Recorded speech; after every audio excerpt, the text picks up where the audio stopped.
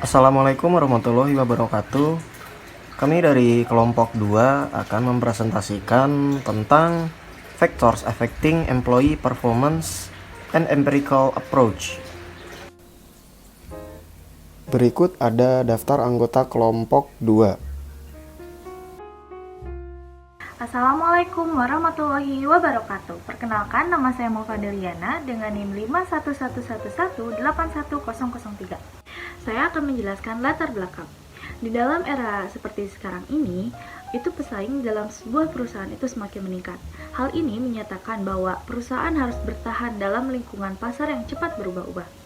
Salah satu keberhasilan dalam memerangi persaingan yaitu kinerja sumber daya manusia dalam memenuhi tujuan sebuah perusahaannya. Kozlowski dan Klein 2000 juga berpendapat bahwa organisasi adalah sistem yang terkoordinasi secara sadar, di mana karakteristik individu, kelompok, organisasi berinteraksi satu sama lain. Yang efektif di antara mereka sangat bergantung pada budaya organisasi yang membentuk kinerja individu. Udin DKK 2013 juga berpendapat bahwa meskipun faktor budaya lingkungan mendukung dan mengembangkan kinerja karyawan, faktor terkait karyawan menghubungkan faktor budaya lingkungan dan kinerja karyawan, penelitian lebih lanjut diperlukan untuk pemahaman yang lebih baik tentang hubungan ini. Dengan hal-hal di atas, mengevaluasi kinerja sumber daya manusia adalah hal yang dibutuhkan oleh sebuah perusahaan dalam mencapai tujuan perusahaan yang efektif dan efisien. Tujuan dari penelitian ini adalah untuk mengeksplor dan mengintegrasi hubungan antara perusahaan atau faktor yang berhubungan dengan lingkungan, dengan pekerjaan, dengan karyawan ke dalam model penilaian kinerja karyawan analitik. Identifikasi masalah. Berdasarkan latar belakang di atas, telah diidentifikasi masalahnya yaitu: pertama, bagaimana pengaruh environment-related factors terhadap employee performance. Kedua, bagaimana pengaruh job-related factors terhadap employee performance. Ketiga, bagaimana pengaruh employee-related factors terhadap employee performance. Keempat, bagaimana pengaruh environment-related factors terhadap employee performance melalui employer-related factors. Kelima, bagaimana pengaruh job-related factors terhadap employee performance melalui employer-related factors. Tujuan, berdasarkan identifikasi masalah yang tadi telah diuraikan, dapat menghasilkan tujuan. Pertama, dapat mengetahui pengaruh environment-related factors terhadap employee performance. Yang kedua, dapat mengetahui pengaruh job-related factors terhadap employee performance. Yang ketiga, dapat mengetahui pengaruh employer-related factors terhadap employee performance. Yang keempat, dapat mengetahui pengaruh environment-related factors terhadap employee performance melalui employer-related factors. Yang kelima, dapat mengetahui job-related factors terhadap employee performance melalui employer-related factors. Sekian presentasi dari saya. Wassalamualaikum warahmatullahi wabarakatuh. Perkenalkan, nama saya Santi Suryani. Sini saya akan memaparkan tentang teori pustaka. Yang pertama itu ada faktor terkait lingkungan perusahaan terbagi menjadi 4. Yang pertama ada manajemen support atau dukungan manajemen, yang dimana suatu kondisi penting untuk perbaikan kinerja karyawan menurut Lacoste tahun 2004 dan Armstrong tahun 2012. Seperti yang ditunjukkan oleh Morrison dan Phelps tahun 1999, kapan karyawan merasa bahwa manajemen pendukung upaya terkait pekerjaan mereka, maka kemungkinan besar demikian peningkatan kinerja pekerjaan akan diperhatikan. Dan yang kedua ada training culture atau budaya pelatihan. Dermol dan Keter tahun 2013 menyatakan bahwa perolehan pengetahuan dan keterampilan baru melalui pelatihan mengarah pada kinerja karyawan yang lebih baik. Selain itu, Hall tahun 2002 dan Armstrong 2012 berpendapat bahwa pelatihan meningkatkan pengetahuan dan keterampilan karyawan sehingga mereka berhasil menangani yang baru tantangan terkait pekerjaan sehari-hari dan dengan demikian meningkatkan kinerja pekerjaan. Ketiga ada organizational climate atau iklim organisasi. Lepak dan kawan-kawan tahun 2006 menemukan bahwa iklim organisasi mempengaruhi sikap karyawan dan perilaku, karenanya tingkat kinerja mereka. Sementara Chapman et al. Tahun 2014 melaporkan itu ada hubungan antara iklim organisasi dan kemampuan beradaptasi. Dan Erkutlu tahun 2012 berpendapat bahwa hal itu juga mempengaruhi tingkat proaktif karyawan. Keempat ada environmental dinamisme lingkungan. Cathcart dan Set tahun 2010 melaporkan bahwa dinamisme lingkungan mempengaruhi kinerja perusahaan. Terakhir, menurut John tahun 2000, karyawan bekerja di lingkungan kerja yang dinamis dengan tuntutan terkait pekerjaan yang meningkat cenderung mengembangkan perilaku yang mengarah pada peningkatan kinerja. Assalamualaikum warahmatullahi wabarakatuh. Nama saya Indah Permatasari dengan NIM 51171255. Saya akan menjelaskan tentang faktor terkait pekerjaan, yaitu yang pertama ada Job Environment. Koppelman et al. 1990 melaporkan bahwa lingkungan kerja mempengaruhi produktivitas dan kinerja karyawan. Lebih lanjut, Faucett et al. 2008 menyatakan pekerjaan lingkungan mempengaruhi kemampuan karyawan untuk menjadi proaktif dan produktif. Yang kedua ada Job Communication berkenaan dengan komunikasi pekerjaan. Price 1997 menyiratkan bahwa komunikasi kerja terkait dengan komitmen dan motivasi. Bass and Frohman 1991 melaporkan bahwa komunikasi kerja merupakan faktor penting yang dapat meningkatkan kinerja perusahaan. Lalu yang selanjutnya yang ketiga yaitu ada Job autonomi secara khusus, Noy et al. 2006 melaporkan bahwa otonomi pekerjaan mencerminkan derajat kebebasan dan kemandirian yang dimiliki karyawan dalam pengambilan keputusan terkait cara mereka melakukan pekerjaan mereka. Dengan demikian, karyawan dengan otonomi kerja yang meningkat memiliki lebih banyak fleksibilitas dalam pekerjaan mereka, karena mereka memilih bagaimana melaksanakan pekerjaan dengan lebih efisien dengan kinerja mereka. Nah, kalau tadi ada faktor terkait pekerjaan dan sekarang ada juga 6 faktor terkait karyawan dan kinerja karyawan. Yang pertama ada proactivity, yang kedua ada adaptability, yang ketiga ada intrinsic motivation, yang keempat skill flexibility, yang kelima komitmen, dan yang keenam yaitu skill level. Saya Alma Auli Ramdhani Putri dengan NIM 5111811004. Di sini saya akan menjelaskan tentang metodologi penelitian. Nah, yang pertama itu ada data yang digunakan. Nah, data yang digunakan peneliti adalah data primer yang diperoleh dari kuesioner yang disebarkan oleh peneliti kepada responden. Kuesioner untuk karyawan itu dibagi menjadi dua. Bagian pertama itu mengacu pada karakteristik umum dan posisi pekerjaan koresponden, serta bagian kedua itu adalah faktor-faktor yang mempengaruhi kinerja karyawan atau variabel independennya. Namun, faktor dinamisme lingkungan itu tidak dimasukkan pada kuesioner untuk karyawan. Demikian pula, kuesioner yang dibagikan kepada manajer sumber daya manusia berisi pernyataan tentang perusahaan dan dinamisme lingkungan, karena manajer sumber daya manusia itu lebih mengetahui bagaimana lingkungan perusahaannya. Lalu yang kedua itu ada populasi dan sampel. Nah, peneliti itu telah mengundang serta menghubungi manajer dari 350 perusahaan, serta peneliti menetapkan 114 manajer sumber daya manusia untuk ikut berpartisipasi dalam penelitian ini. Secara keseluruhan, 89,7% manajer adalah lulusan perguruan tinggi dengan tingkat pengalaman profesional selama 20 tahun. Serta menyangkut karyawan yang berpartisipasi dalam penelitian ini, itu 93% memiliki pengalaman profesional lebih dari 2 tahun, sementara 66% memiliki gelar universitas. Perusahaan yang berpartisipasi dapat dikategorikan sebagai perusahaan kecil dan menengah, sementara kebanyakan dari mereka berada di sektor manufaktur. Lalu yang ketiga itu ada teknik analisis data. Pada tahap pertama, peneliti itu melakukan validasi konten atau instrumen. Validasi konten ditetapkan melalui proses pre-testing. Nah, dari 114 responden, dalam hal ini adalah manajer sumber daya manusia, namun hanya 97 manajer yang mengisi kuesioner, serta 79 manajer yang mengisi kuesioner dengan memadai atau data bisa dikatakan valid.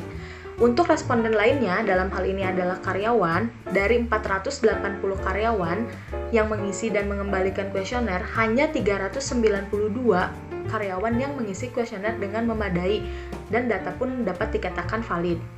Lalu, peneliti melakukan analisis faktor konfirmatori dan reliabilitas. Analisis faktor Story digunakan untuk menilai validitas konstruk yang termasuk dalam model penelitian yang diusulkan. Kesesuaian model secara keseluruhan diuji dengan menggunakan pendekatan Structural Equation Modeling. Terdapat dua model struktural, yaitu model struktural tingkat pertama dan model struktural tingkat kedua. Perkenalkan, nama saya Ilham Syahrul. Di sini saya akan membahas mengenai hasil dan pembahasan. Seperti gambar yang tertera di samping. Gambar ini menjanjikan model struktural tingkat pertama bersama dengan koefisien jalur yang diekstraksi dan disesuaikan dengan R2 score. Seperti yang telah diketahui, semua hipotesis mengacu pada hubungan antara konstruksi yang diterima. Secara umum, model ini dapat menjelaskan 27% varian dalam EP. Dengan faktor terkait pekerjaan yang memiliki dampak terkuat, diikuti oleh faktor terkait karyawan dan faktor yang berhubungan dengan perusahaan atau lingkungan. Selanjutnya, faktor yang berhubungan dengan perusahaan atau lingkungan sangat mempengaruhi baik faktor yang berhubungan dengan pekerjaan maupun yang berhubungan dengan karyawan.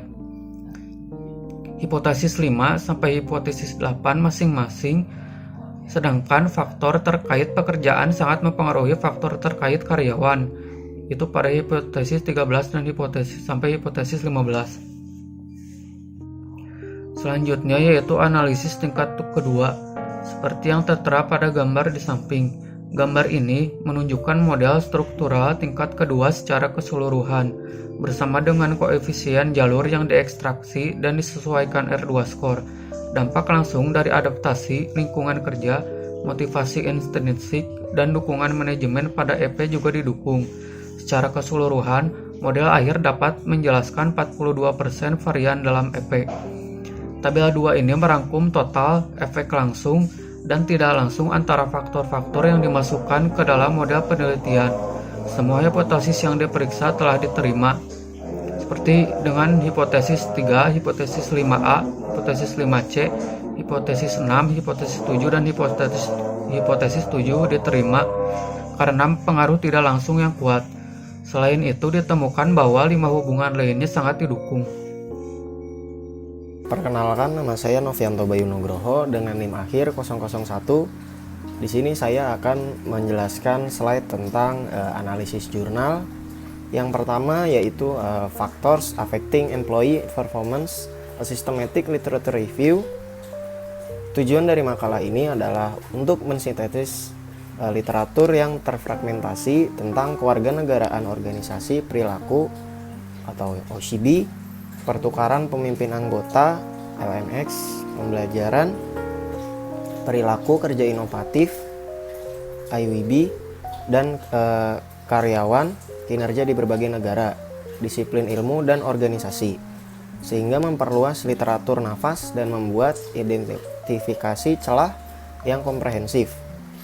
Kedua, memberikan informasi tentang berapa banyak studi telah terkonsentrasi di Afrika dengan tujuan memprovokasi karya ilmiah dalam pengaturan budaya yang unik, keterkaitan konsep-konsep ini.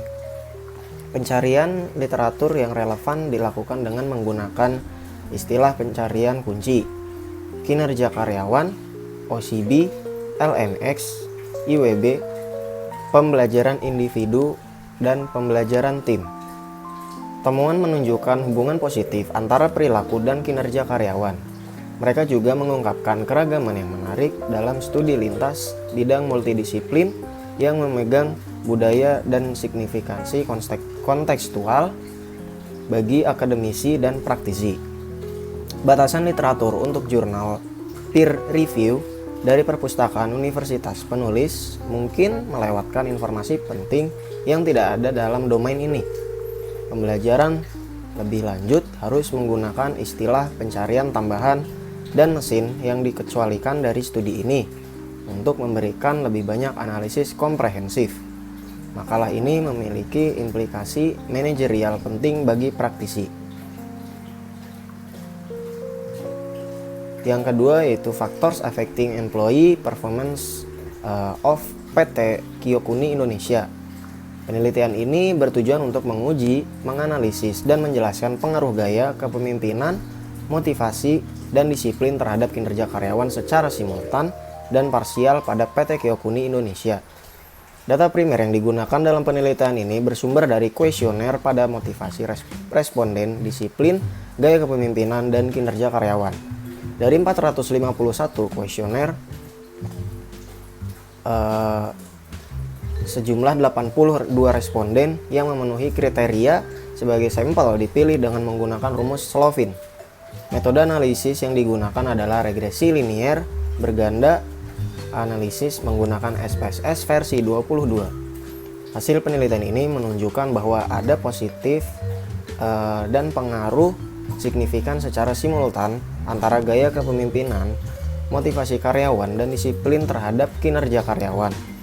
Hasil penelitian juga menunjukkan bahwa terdapat pengaruh yang positif dan signifikan pengaruh secara parsial antara gaya kepemimpinan, motivasi karyawan, dan kedisiplinan karyawan kinerja. Disiplin merupakan variabel yang paling berpengaruh kuat terhadap karyawan kinerja, sehingga perlu perhatian khusus. Responden penelitian ini bekerja di sebuah perusahaan yang menghasilkan produk melalui kerja tangan atau kerja manual dan bertujuan untuk mempromosikan produk di pasar internasional. Selanjutnya yaitu analisis faktor-faktor yang mempengaruhi kinerja karyawan pada perusahaan daerah di Kota Medan. Tujuan dari penelitian ini untuk mengetahui dan menganalisis pengaruh variabel komitmen organisasi, tanggung jawab kerja, disiplin, dan kinerja karyawan. Penelitian ini dilakukan pada perusahaan daerah di Kota Medan. Populasi dalam penelitian ini adalah seluruh karyawan, dan sampel penelitian ini menggunakan sampel jenuh sebanyak 85 orang karyawan perusahaan. Teknik pengumpulan data yang digunakan adalah asumsi klasik, regresi linier, berganda, uji T, uji F, dan koefisien determinasi.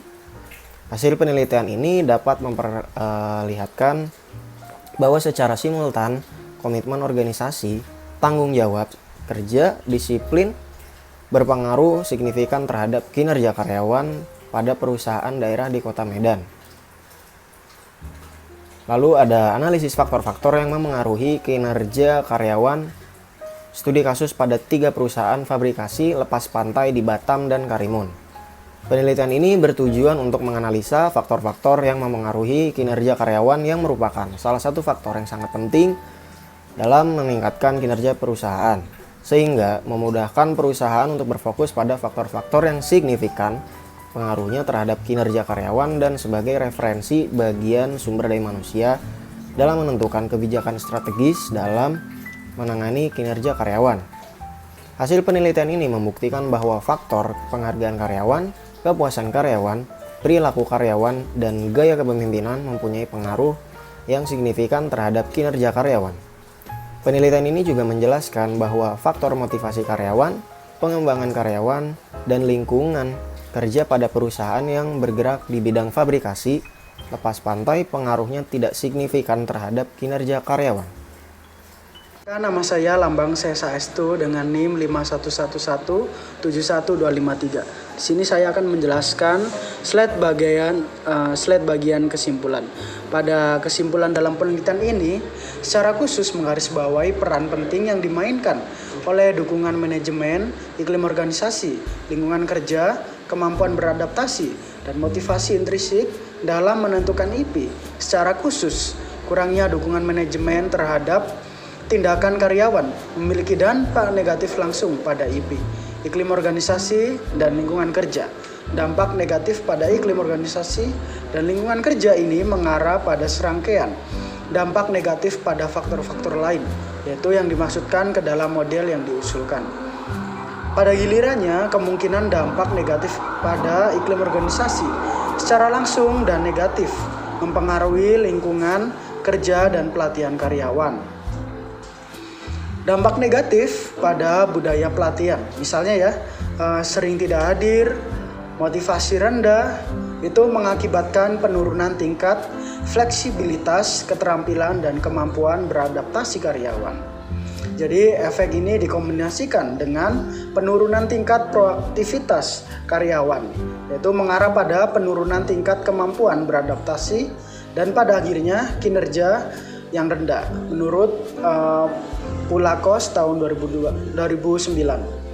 Demikian pula efek negatif pada lingkungan kerja secara langsung dan tidak langsung menyebabkan penurunan IP. Efek tidak langsung ini seperti diamati melalui efek negatif pada motivasi intrinsik karyawan, misalnya itu kepuasan kerja yang rendah menyebabkan kinerja pekerjaan yang tidak memadai. Misalnya keengganan untuk mengambil inisiatif selama pelaksanaan pekerjaan mengarah kepada sikap pasif para karyawan tentang masalah dan situasi kerja yang penuh tekanan, dan tingkat adaptasi karyawan. Misalnya karyawan tidak menghadapi situasi terkait pekerjaan yang bermasalah, ada menciptakan hambatan untuk menyelesaikan dan mengakibatkan penurunan kinerja. Selanjutnya itu kontribusi dinamisme lingkungan dan otonomi pekerjaan untuk model yang diusulkan relatif kecil. Namun demikian, bahkan dampak kecil dari dinamisme lingkungan pada pelatihan menyeratkan bahwa perusahaan dengan lingkungan internal yang dinamis mencapai hasil itu lebih baik dari proses pelatihan. Ya, dengan kata lain, karyawan bekerja di perusahaan yang sering memperbarui peralatan ataupun proses produksinya dan mencari cara untuk meningkatkan posisi kompetitifnya, maka pelatihan memainkan peran penting dalam meningkatkan pengetahuan dan keterampilan karyawan, yaitu sehingga dapat memudahkan perusahaan untuk mencapai targetnya. Namun sebaliknya ya, jika lingkungan internal perusahaan secara diakronis atau statis, maka kemauan dan keinginan karyawan untuk memperbarui pengetahuan dan keterampilan mereka itu rendah, karena meskipun mereka memperbaruinya, mereka tidak dimanfaatkan oleh perusahaan. Selain itu, hubungan positif antara otonomi kerja dan proaktivitas menunjukkan bahwa karyawan harus memiliki ruang mereka sendiri untuk mengantisipasi situasi kerja yang bermasalah dan mengusulkan ide dan solusi inovatif. Itu menurut Parker et al. Tahun 2006, Grant and Ashford tahun 2008. Dari perspektif manajerial, hasil ini menunjukkan bahwa manajer harus secara dinamis mendukung tindakan terkait pekerjaan karyawan. Dukungan ini harus diberikan kepada karyawan mereka di tingkat pribadi serta dengan meningkatkan iklim organisasi dan lingkungan kerja agar secara langsung dan tidak langsung mempengaruhi tindakan kinerja pekerjaan mereka.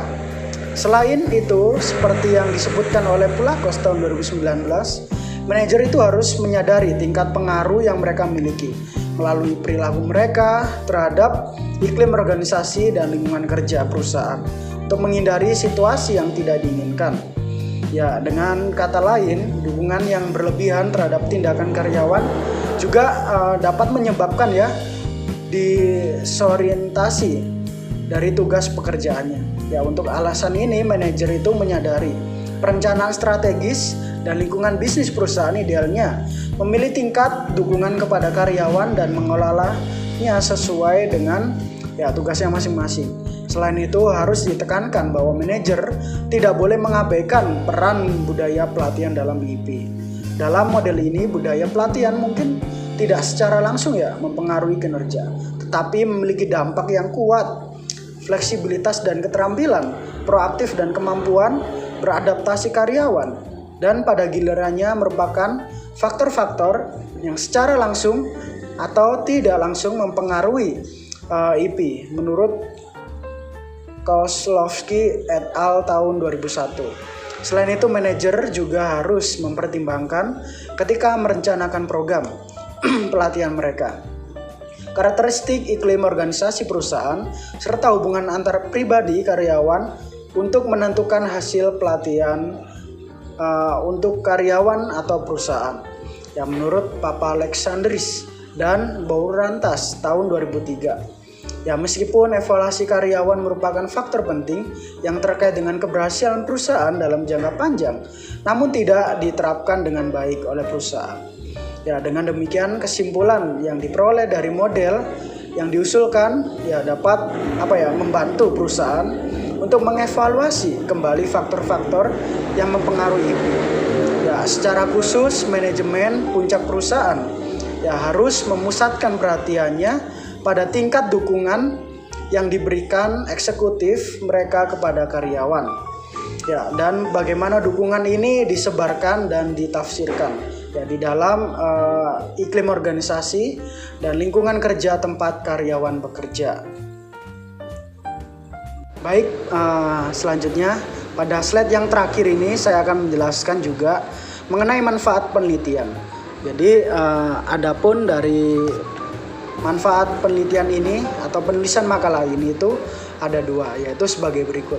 Yang pertama adalah manfaat yang diharapkan dari penelitian ini secara ilmiah dapat digunakan sebagai salah satu bahan referensi dan pengembangan bagi penelitian yang serupa ke depannya, yaitu dengan metode dan teknik penelitian yang berbeda di masa yang akan datang. Ya, tentunya pada bidang sumber daya manusia, dengan penelitian yang membahas mengenai faktor-faktor yang mempengaruhi kinerja karyawan, yaitu dengan menggunakan metode pendekatan empiris. Manfaat yang kedua yaitu untuk memberikan referensi dalam mengintegrasikan hubungan antara perusahaan ataupun faktor yang berhubungan dengan lingkungan, faktor yang berhubungan dengan pekerjaan, dan faktor yang berhubungan dengan karyawan dalam model penilaian IP analisis.